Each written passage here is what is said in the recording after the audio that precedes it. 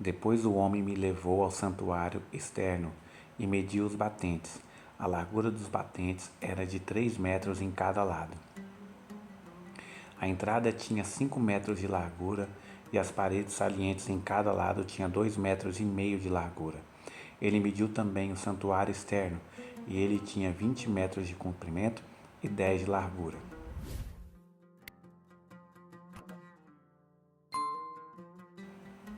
Depois entrou no santuário interno e mediu os batentes da entrada.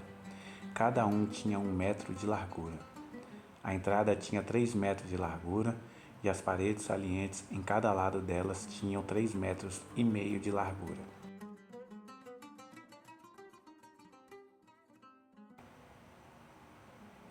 Ele mediu o comprimento do santuário interno.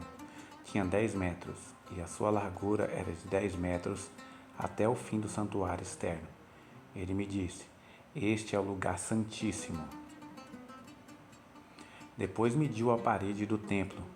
Tinha 3 metros de espessura e cada quarto lateral em torno do templo tinha 2 metros de largura. Os quartos laterais, sobrepostos uns aos outros, ficavam em 3 andares, havendo 30 em cada andar.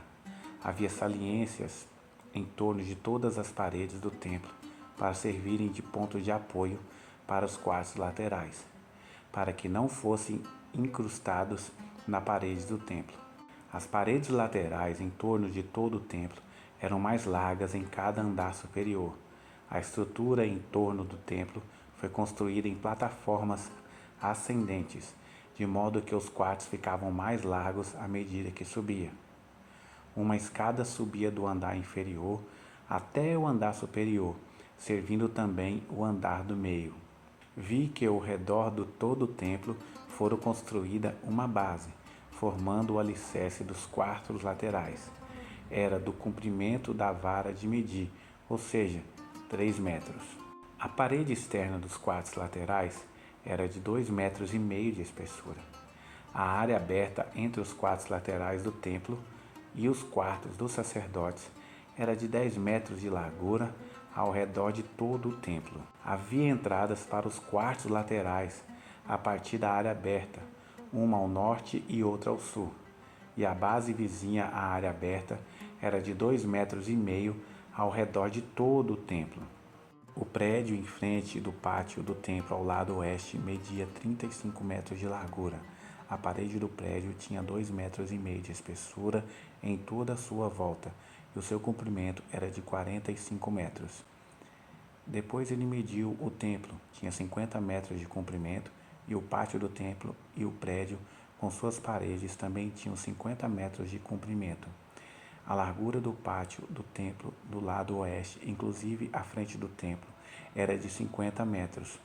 A seguir, ele mediu o comprimento do prédio que ficava em frente do pátio, na parte de trás do templo, inclusive suas galerias em cada lado, era de 50 metros. O santuário externo, o santuário interno e o pórtico que dava para o pátio, bem como as soleiras, as janelas estreitas e as galerias em volta dos três, tudo o que estava do lado de fora, inclusive a soleira, fora revestido de madeira. Igualmente estavam revestido o piso, a parede até a altura das janelas e as janelas. No espaço acima do lado externo da entrada do santuário interno e nas paredes, a intervalos regulares e em volta de todo o santuário interno e externo, havia querubins e tamareiras em relevo. As tamareiras alternavam com os querubins. Cada querubim tinha 2 rostos. O rosto de um homem virado para a tamareira de um lado e o rosto de um leão virado para a tamareira do outro lado. Estavam em relevo ao redor de todo o templo. Desde o chão até a área acima da entrada, havia querubins e tamareira em relevo na parede do santuário externo. O santuário externo tinha batentes regulares, e o que ficava em frente do Santo dos Santos era semelhante. Havia um altar de madeira com 1,5 metros de altura e 1 metro em cada lado. Seus cantos, sua base e os seus lados eram de madeira. O homem me disse: "Esta é a mesa que fica diante do Senhor."